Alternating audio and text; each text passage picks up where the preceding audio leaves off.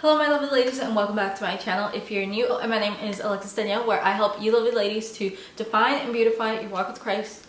Today we're going to be talking about a whimsical life begins with childlike faith. So it's no secret that right now how to be whimsy, how to live a whimsical life has been personally taking up my feed everywhere. And as a certified whimsy girl, I love that. If you guys didn't know, like I love a little bit of razzle dazzle in my everyday life, so I feel very much qualified to talk about this. But also just seeing all these trends, how to create whimsy, how to this, how to that, and I'm just like, you guys are actually talking about like childlike faith. So as a Christian girly, I'm here to give you guys some scripture and how to add a little bit of sunshine, a little pep in your step, a little razzle dazzle to your everyday life. So if you like this video, give it a thumbs up and hit that subscribe button down below. It would mean the world. And also, what are ways that you guys add razzle dazzle, add whimsy to your everyday life? Comment down below like your non-negotiables that just add a little pep to your step. So my first tip to having a whimsical life begins with childlike faith is believe good things can happen. I know in the world right now there's so many things, headlines, bad news, just so many things going on in the world that it makes the world seem really bleak and really dark. And I think it's important to still believe that God can do amazing things and believe good things can happen. And now my next tip is to let yourself wander. And I say this because when we talk about childlike faith, the Lord is always talking about the children. What do? Children notice a lot of the little things, the details, the beautiful things. Especially working in kids ministry, like kids come up with and notice the craziest things that they make you have to slow down a little bit, and you see the wonder of the Lord. So children notice birds, flowers, pretty clouds. And I think that's really important, to stop and take in the Lord's creation. Faith can make ordinary life feel fuller and colorful because you're actually paying attention to God's creation. And we see that in Psalms 19:1, where it says, "The heavens declare the glory of God."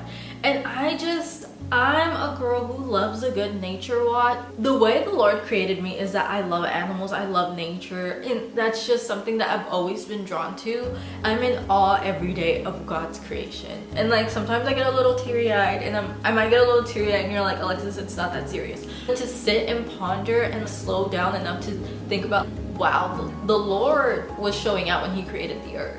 It's absolutely beautiful. My next tip, asking God for the little things. And I think I'm a big proponent of asking God for the little things. There's something so childlike about simply asking the Father about the smallest things, because he cares not just about the big things, but truly about the small thing. And truth be told, not everything has to be spiritual warfare. We are allowed to delight in the world. And I'll give you this one example. In our old home back in Texas, I would go on walks a lot. I take out my dog Domino and I would take him on walks, and I would get to see the neighborhood ducks. I think they were Millard ducks, bunnies all the time, and that was one of the highlights of my day. And I would always pray as I'm walking out to the little park area where we had, that please Lord, let me see the ducks and let me see the bunnies. And with no fail, it was the ducks were waiting for me. And you might think oh, Alexis, this is really Snow White of you, but I just love helping people find the beauty in everyday life, in the mundane and the ordinary, because we live in a society where we've just gotten a way of having wonder, of really pondering and sitting and taking in life instead of having life happen to us. And allow God to delight you and to show out for his daughter. Don't be afraid to communicate those little things to the Lord. And we see that in Matthew 7:11.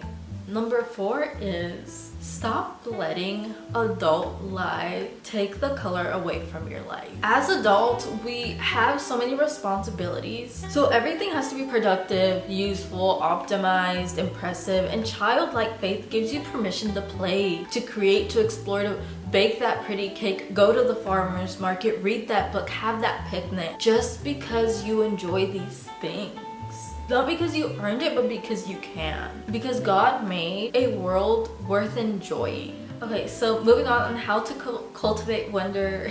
Oh no, my earring fell. This is my whole thesis behind like living a whimsical life. It's not really a mass-produced overconsumption, buy the next thing that like reminds you, I don't know, a movie to emulate. My whimsical life is rooted in Jesus and being still enough to take in and delight in the world and environment around me. That is truly what has created a whimsical life for me, and that's truly where I feel like a whimsical life is rooted in reverence and an awe for the Lord and his creation and your everyday life. How to cultivate wonder.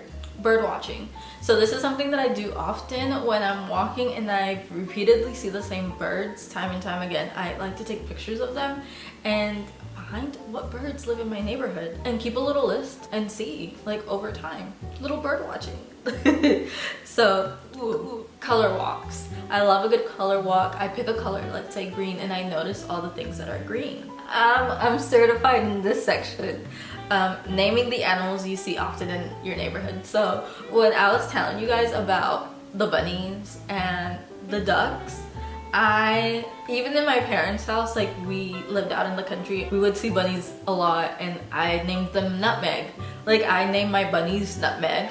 And we would specifically see, me and my husband see a trio of 3 ducks, and I think we named one Biscuit and Honey, something else, I can't remember the third one, but just like romanticizing those little things, and it's so funny. Added whimsy to my life, again, like having Duck Cottage and then being like, oh, like the neighborhood bunny, Nutmeg. So just really fun ways to romanticize your life.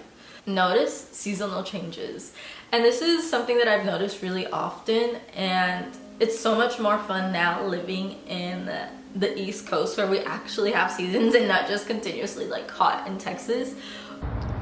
It's July, and why is it low-key giving fall?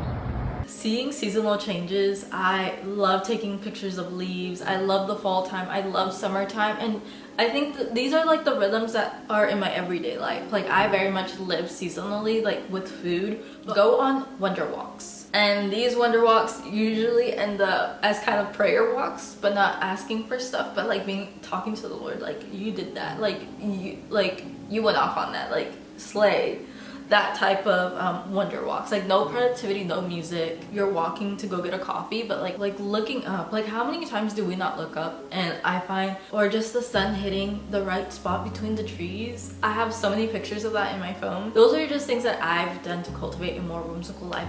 Not necessarily consuming, overconsumption. And I feel like as we notice the little things, you really come to notice that you have such a colorful and rich life.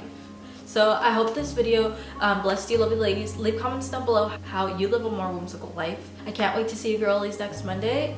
I'll see you soon. Bye!